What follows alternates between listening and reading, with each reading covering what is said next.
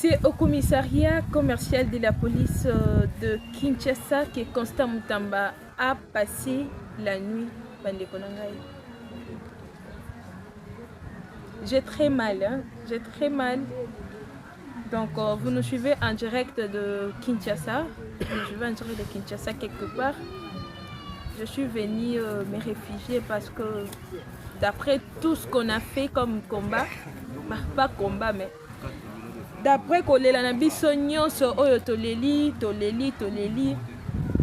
et pas ya chef de l'État, après kosenga na biso, après ko démentir, après koloba, après nyonso oyo tosalaki o ba futi en retour eza oyo biso tobisaki bino que le dossier de Constant Mutamba est politisé.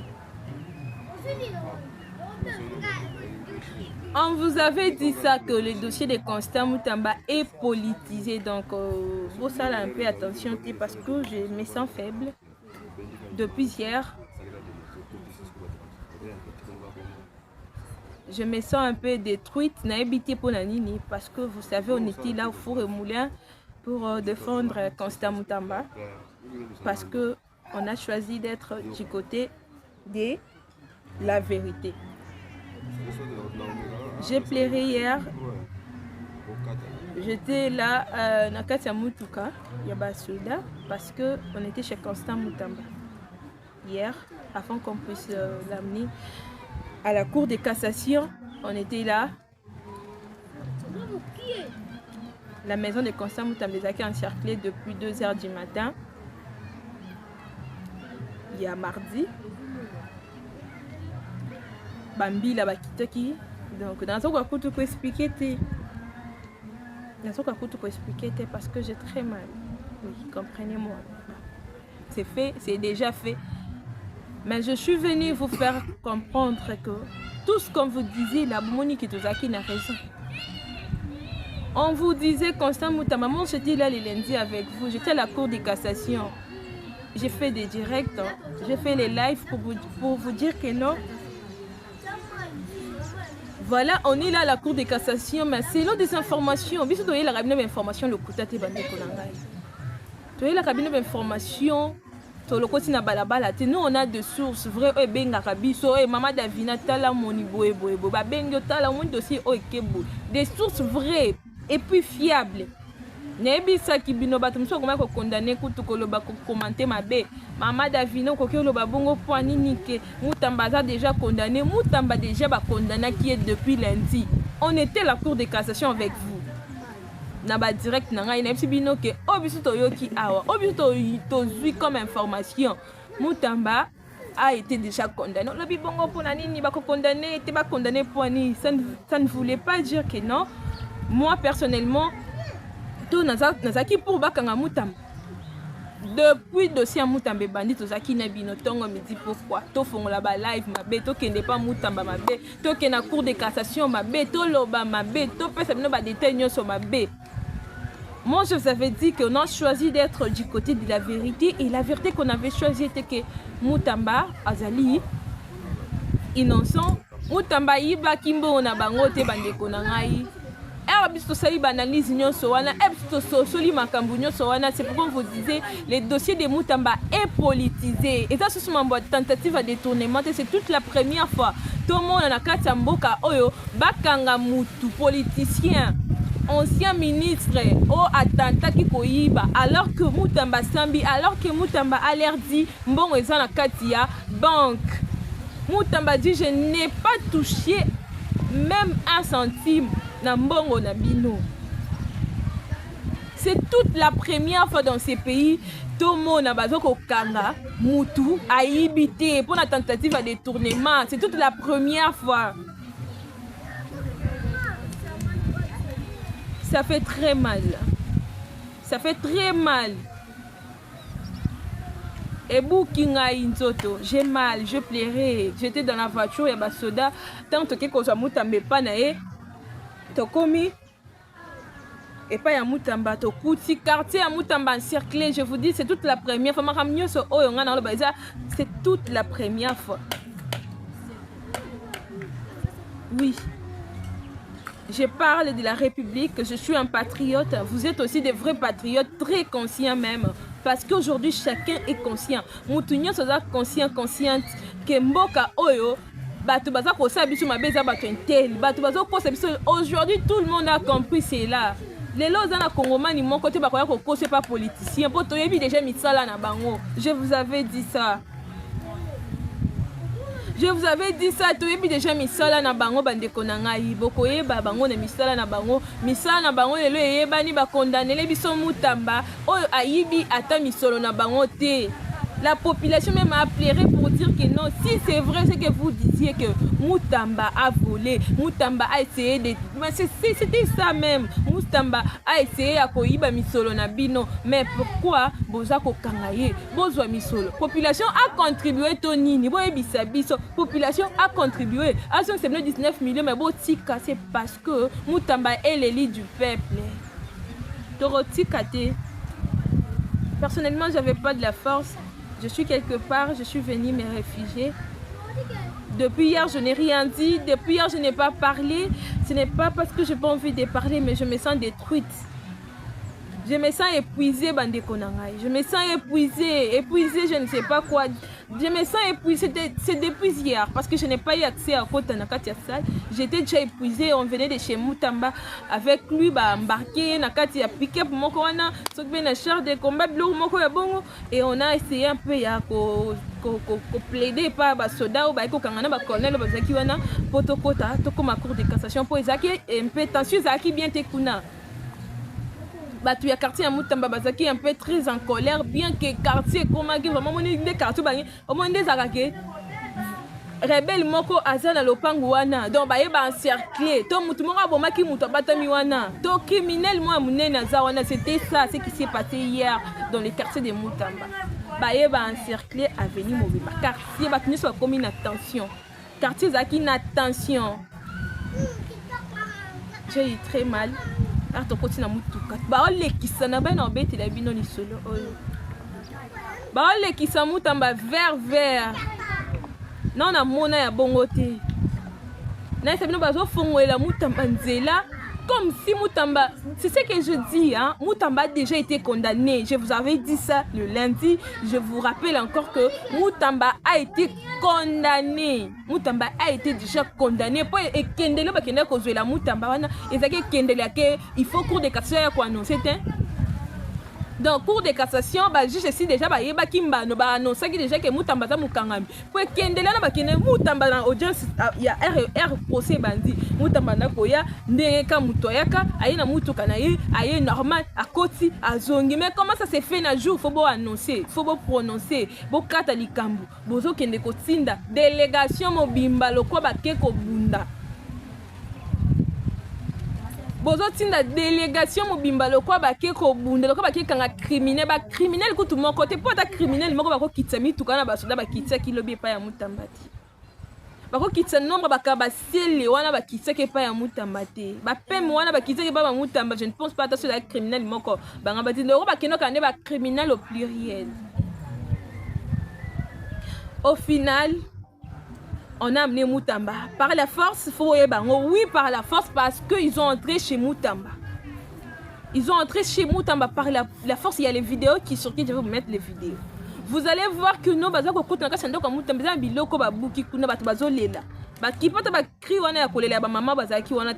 mère de Constant Mutamba était là aussi. Elle a pleuré. Déjà, Mutamba a déjà été condamné. Objectivement, Mutamba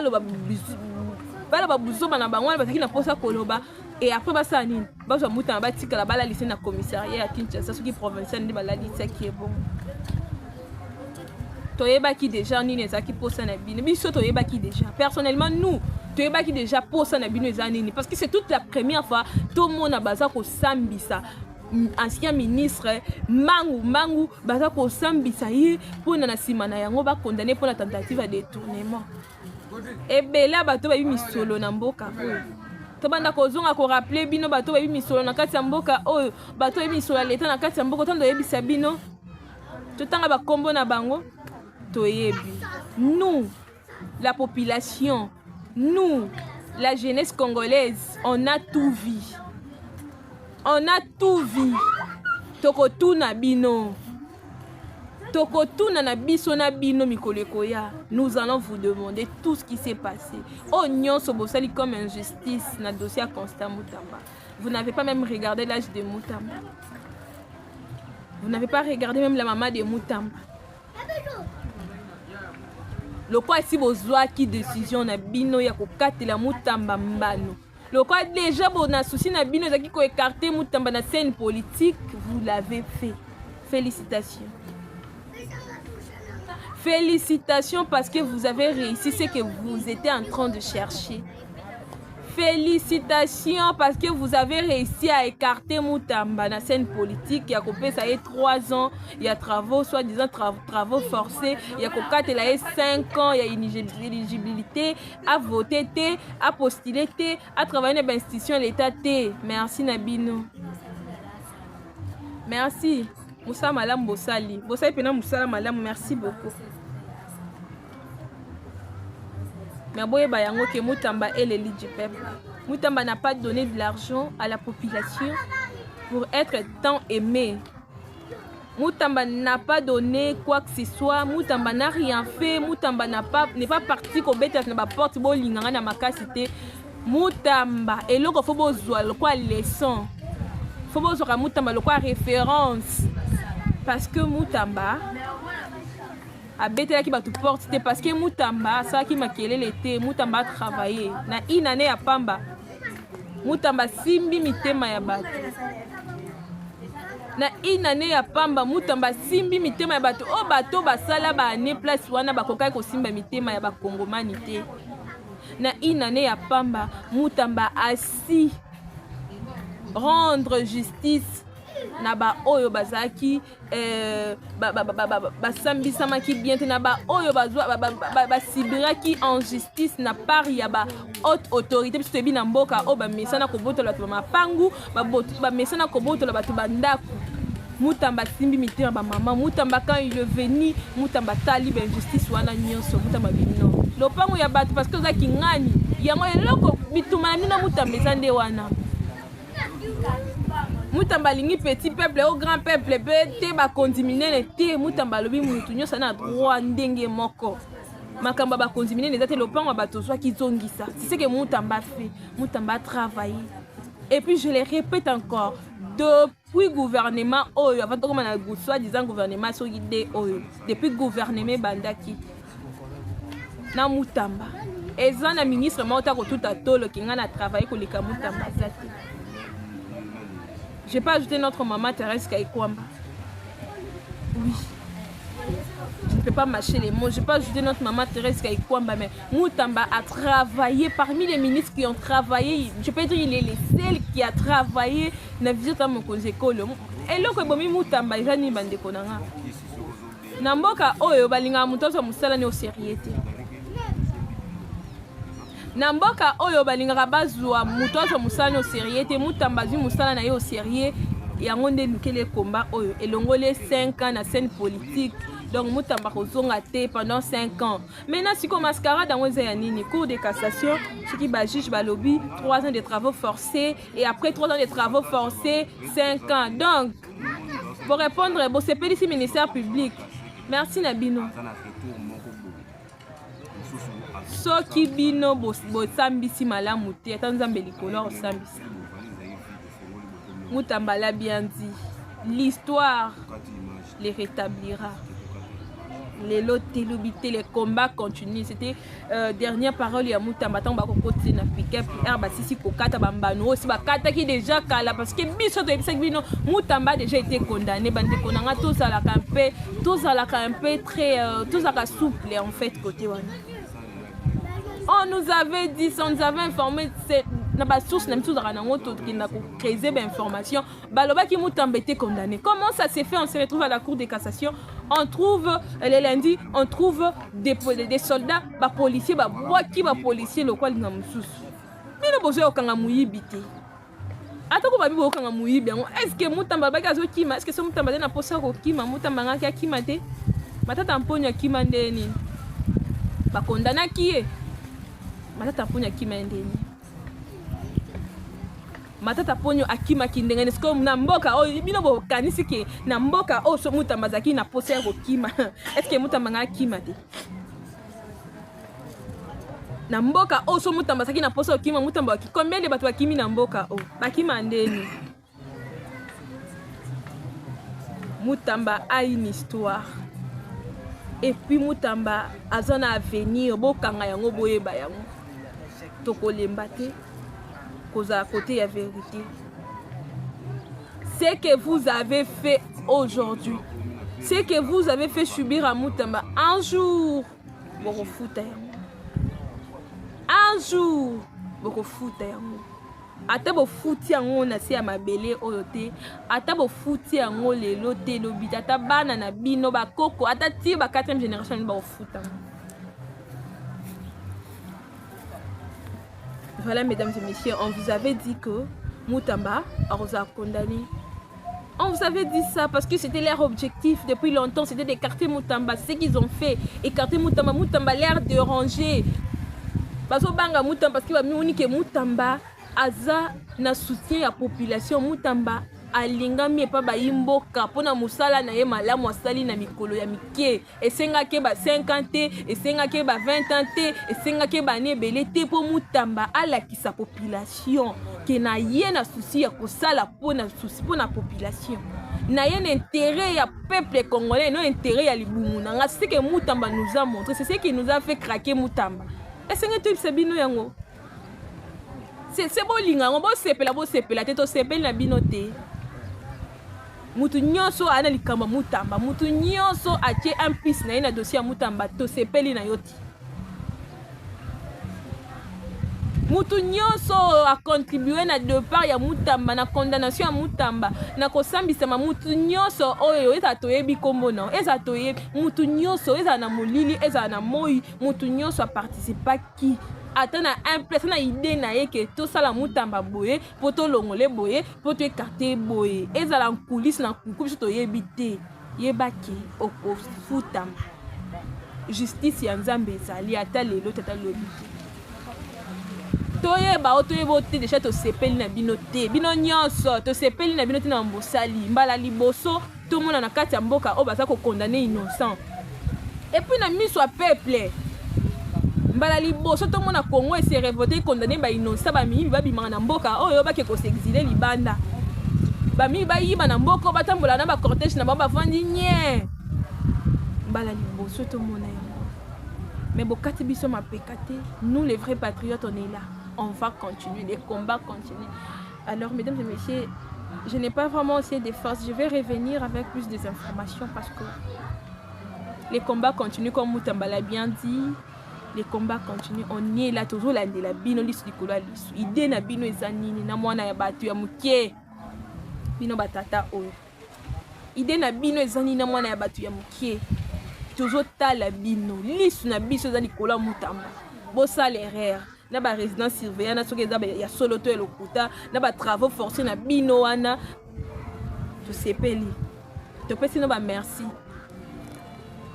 donc